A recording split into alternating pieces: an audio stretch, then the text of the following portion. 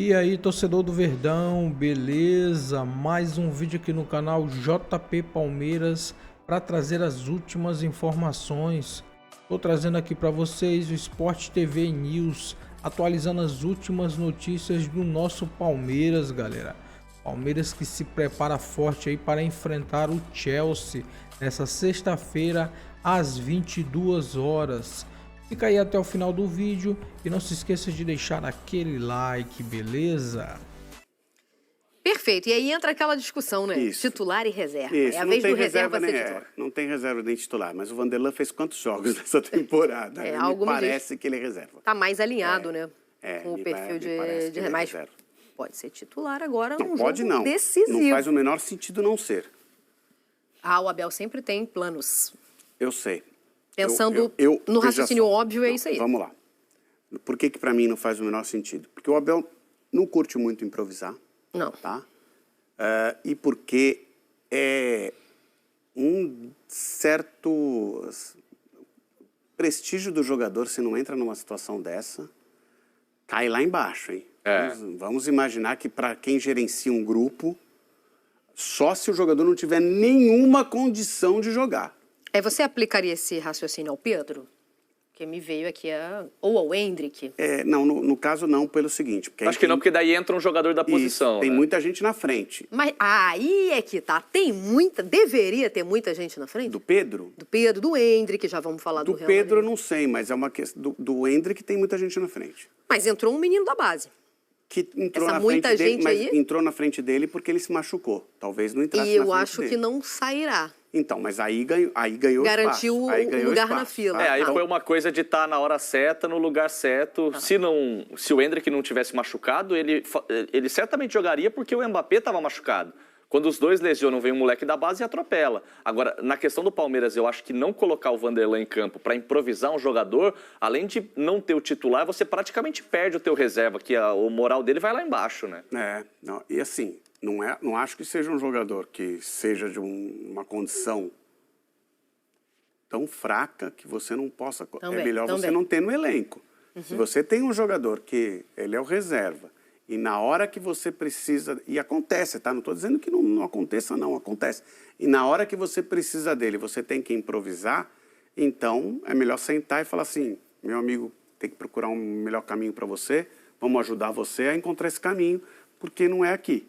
E não é um cara que jogou Copa São Paulo esse ano e que acabou de subir, né? Tem já alguma experiência. É óbvio que o nível é completamente diferente. São prateleiras muito diferentes umas da outra, né? De Piquerez e Vanderlan. Mas são mais de 100 jogos com a camisa profissional, são 3 temporadas do Vanderlan. A oportunidade apareceu, eu acho que é ele quem vai pro jogo. E lembrando que o Palmeiras esse ano fez uma troca de Caio Paulista, que seria da posição, embora a gente não saiba exatamente se o Caio Paulista se transformou mesmo no lateral esquerdo, mas acho que sim, pelo Bruno Fux. Né?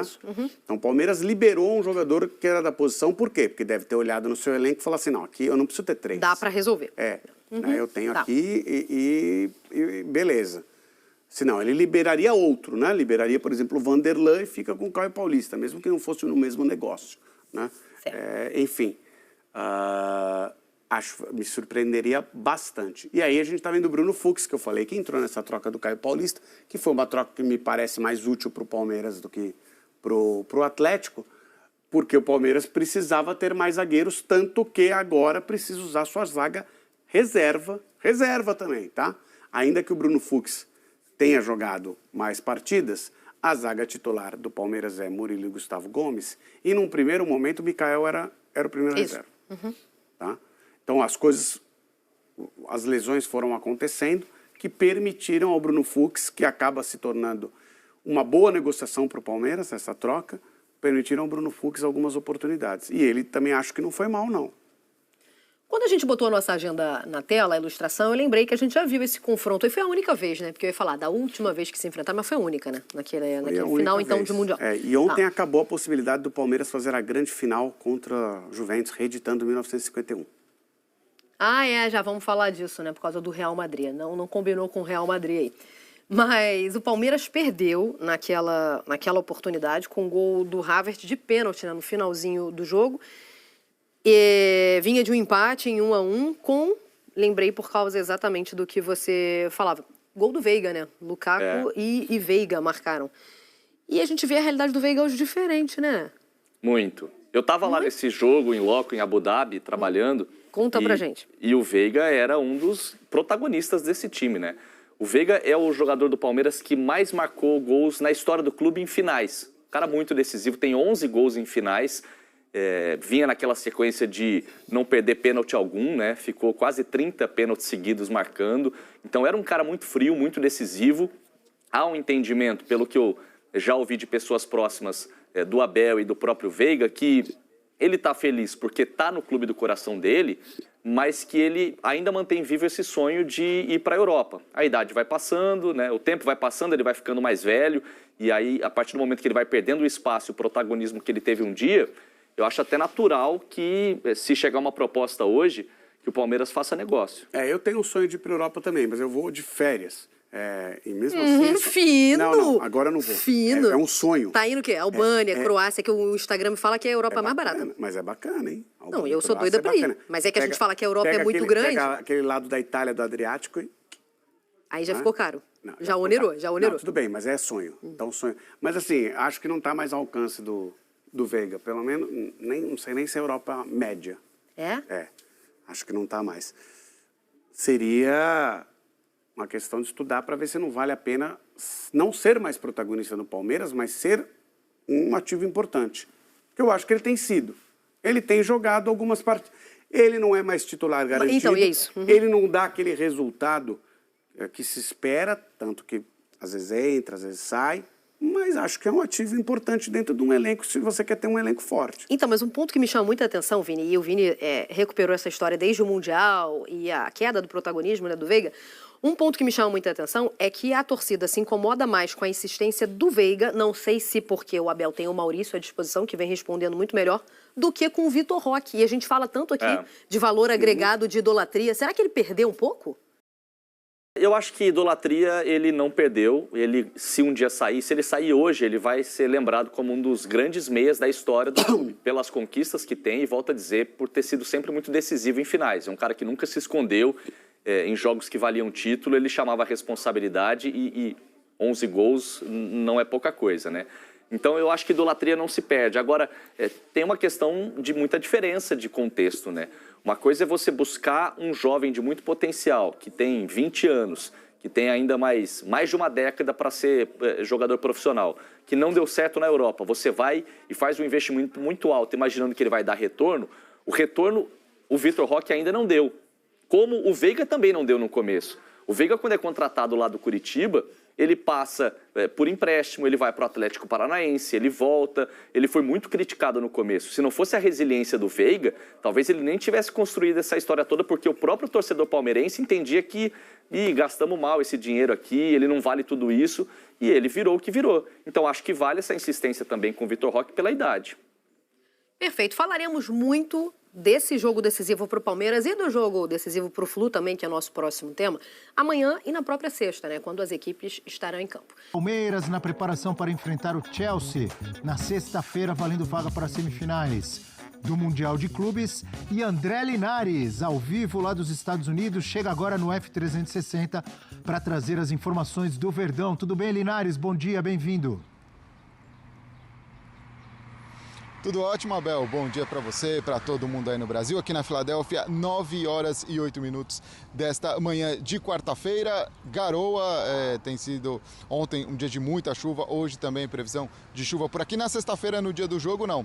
Mas hoje também deve estar por aqui o tempo. A gente está bem em frente ao centro de treinamento do Philadelphia Eagles, equipe da NFL, e é por aqui que o Palmeiras tem feito sua preparação. Há cerca de 10 minutos o ônibus chegou por aqui, 2 períodos de treinamento hoje. Ontem o Abel também, claro, treinou com a equipe por aqui, fez um trabalho tático, sem poder contar, por exemplo, com o atacante Paulinho, que está ainda na sua rotina de controle de carga. Da mesma forma, o Piquerez não participou aí por conta de uma gripe. O Piquerez, que é uma das baixas, né, do Abel Ferreira para essa partida contra o Chelsea, está suspenso, assim como o Gustavo Gomes, e a linha defensiva ainda tem a baixa do Murilo, que está lesionado. Quem deve entrar na lateral esquerda é o Vanderlan, que ontem inclusive deu entrevista, falou sobre essa expectativa de, quem sabe, começar como titular na partida contra o Chelsea, duelo de quartas de final desse Mundial de Clubes, jogador de 22 anos, formado na base do clube, e que deve então ocupar essa posição do Piquerez. Logo mais um treinamento que a gente vai poder acompanhar os primeiros 15 minutos, vamos ver se a gente consegue ter alguma ideia. Geralmente acaba ficando mais para a entrevista coletiva da véspera, que acontece amanhã, para tentar entender um pouquinho como o Abel pensa essa equipe, principalmente em cima desses desfalques que ele tem para a partida contra o Chelsea na sexta-feira, com a bola rolando a partir das 9 da noite, na sexta, no horário local, 10 da noite aí do Brasil. Então também a questão do calor, que tem sido muito intenso, a chuva já diminuindo um pouquinho isso, ainda assim bastante abafado por aqui, mas especialmente um jogo 9 da noite ameniza tanto essa questão, porque tem sido realmente uma onda de calor muito forte aqui no verão dos Estados Unidos, Abel. Legal. André Linares, ao vivo da Filadélfia. Temos o Vanderlan? Então vou agradecer primeiro ao André Linares. Eu sei que ele já tem outras entradas daqui a pouco. Muito obrigado, amigo. Bom trabalho por aí, Linares. Valeu, Abel. Grande abraço para todo mundo aí. Até mais.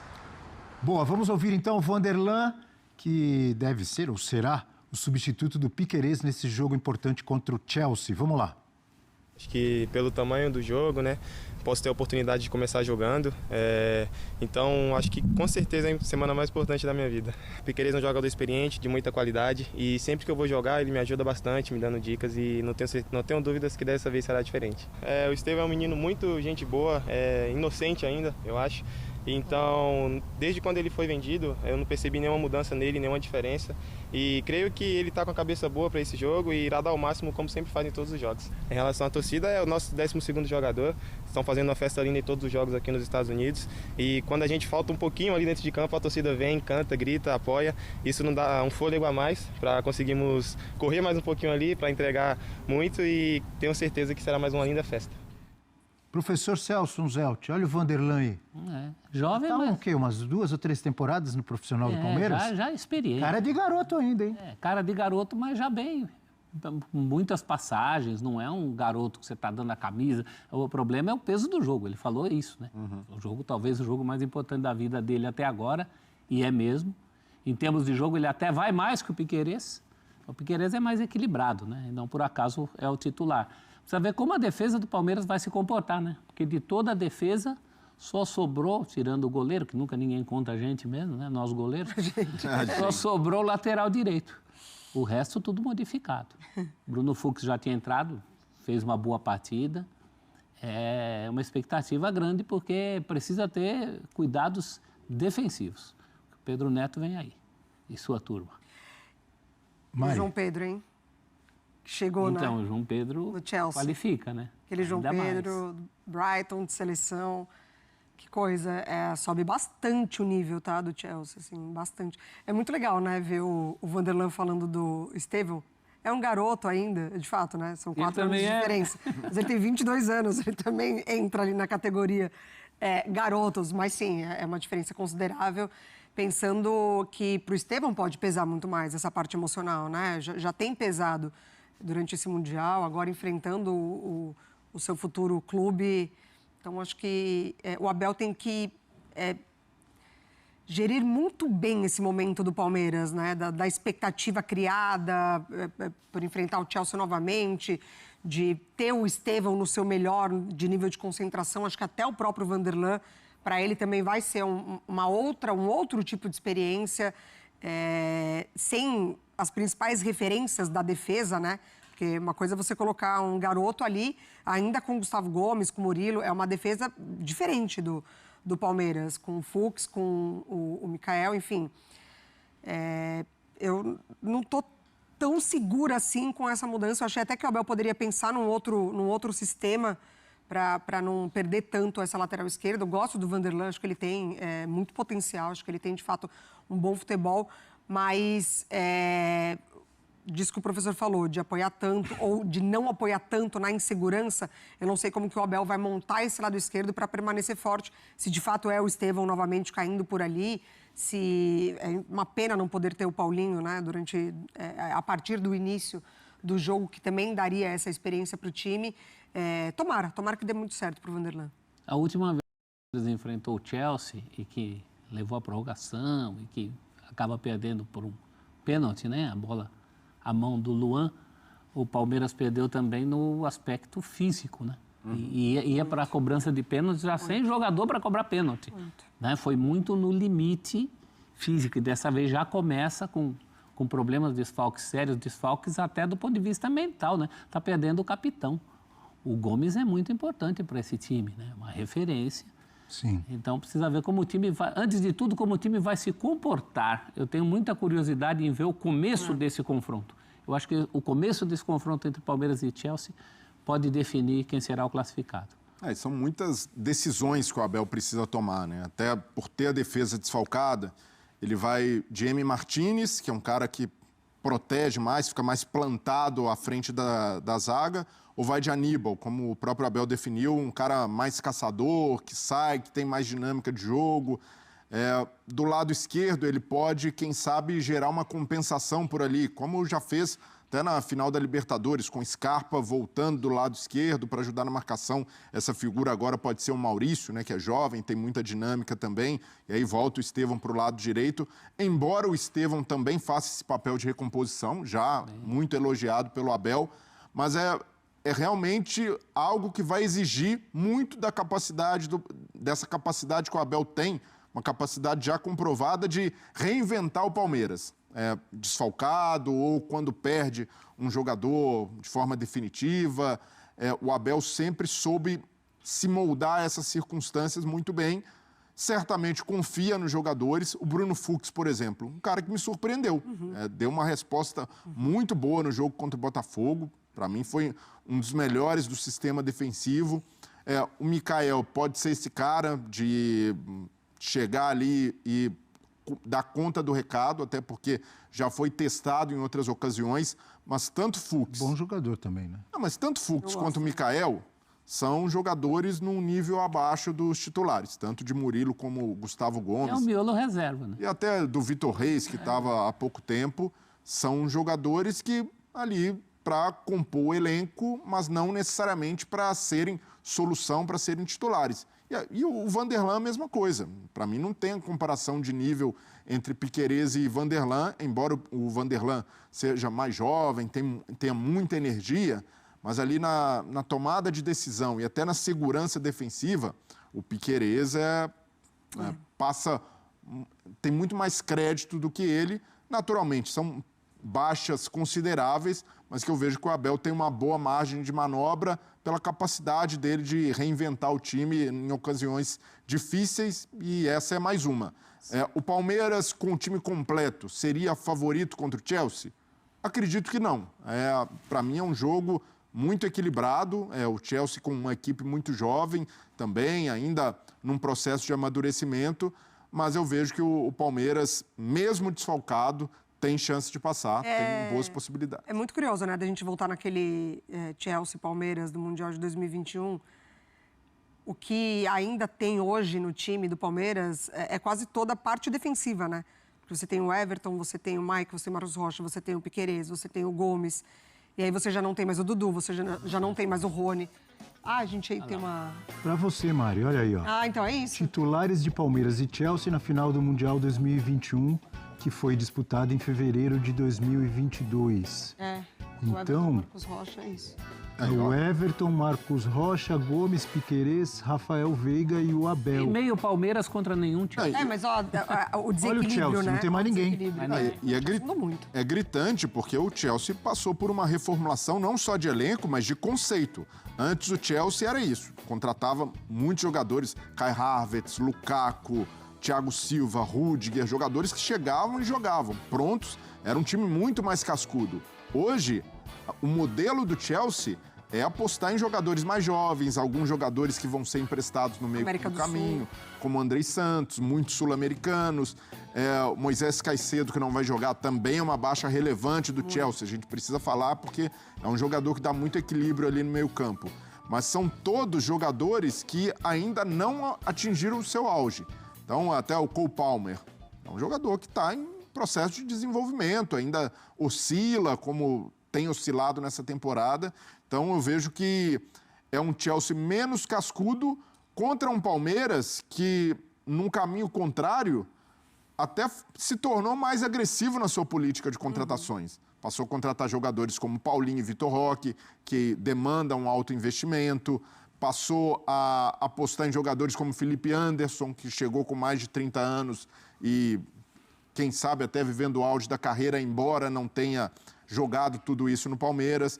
Mas o Palmeiras hoje, em relação a 2021, 2022, chega fortalecido em termos de elenco. E eu acredito que isso pode ser o trunfo do Abel até para suprir essas ausências de jogadores, esses desfalques, mas é um Palmeiras mais forte. E o Chelsea, eu não diria que está enfraquecido, porque ainda assim é um elenco com muito investimento, um elenco caro, com jogadores muito promissores, mas por esse estágio de equipe, um time que voltou agora à Liga dos Campeões, que ganhou um torneio europeu, mas do último escalão, que é a Conference League, isso pode também ajudar o Palmeiras nessa de entendemos melhor o que é uma competição de mata-mata. Somos mais provados nesse tipo de circunstância do que o adversário. Então, é outro trunfo do Palmeiras. O que dizia Mari, só para completar, você estava dizendo, né, que o Palmeiras manteve ali a defesa, praticamente, né? A base da defesa, do sistema defensivo, da parte de trás. Porque do meio para frente mudou praticamente. A gente viu ali,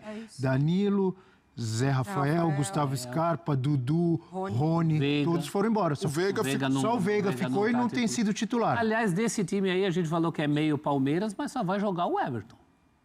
Né? É só o Everton. Com o GI mesmo. Pois é. Só o Everton e o técnico Abel, que não é pouco, porque mantém a filosofia. O Chelsea com o Maresca, ele teve bons momentos na temporada. Assim. Eu acho que o impacto dele é quase que imediato. O Chelsea apresenta bons resultados e jogos legais, né, de acompanhar. Ele sempre tentando mexer nas peças da frente. Ele dispensa muitos jogadores quando ele chega, porque ele pega um elenco muito inchado ainda. E ele tem alguns pontos ali de que nem sempre ele sabe trabalhar com a posse. É um time que tem dificuldade se ele tem uma posse muito alta. A gente viu ali contra o Benfica, né? Só termina esse placar muito elástico em prorrogação e com um jogador a mais. Então, com a posse, ele tem dificuldade de encontrar espaço, fica nervoso. É um time muito jovem. Tem o Cucurella, que é um lateral, mas que sobe demais. Então, pode ser ali um escape, né? Pensando talvez até de mudar o Estevão de lado novamente, porque o Cucurella é lateral esquerdo. O Reece James, que também oscilou na carreira, mais que no Chelsea, tem respondido um pouco melhor. Então, para o Palmeiras pode ser, né? O Palmeiras é um time que agride muito verticalmente, sabe muito bem, né? Com poucos toques na bola ali, chegar ao ataque. Mas o Chelsea também sabe fazer isso. Então, acho que o Palmeiras vai buscar um equilíbrio, talvez ali entender um pouco nos minutos iniciais. Não é uma má ideia deixar a bola com o Chelsea. Eu vejo o Palmeiras, Mário, um pouco mais maduro para esse tipo de confronto. Um time que é muito experimentado e, por mais que tenha mudado também, jogadores que chegaram já entendem um pouco do que esse momento representa. Vitor Roque, por exemplo, muito jovem, mas no Atlético Paranaense bateu uma semifinal de Libertadores. Final, né? Com o Filipão. Até o Paulinho, jogador, no ano passado com o Atlético, chegou em 2 finais, Copa do Brasil e Libertadores. Então, o Palmeiras tem mais casca nesse aspecto. E do lado do Chelsea, embora não tenha todo esse corpo para competir em mata-mata, mas venceu a Conference League e o principal, é um time que usa o lado bom da juventude, que é para colocar intensidade no jogo, que é para ter um meio de campo pegador, que é para pressionar lá na frente. Então, o Abel já sabe o cenário que tem pela frente. É mais como vai lidar e qual vai ser a estratégia para o jogo.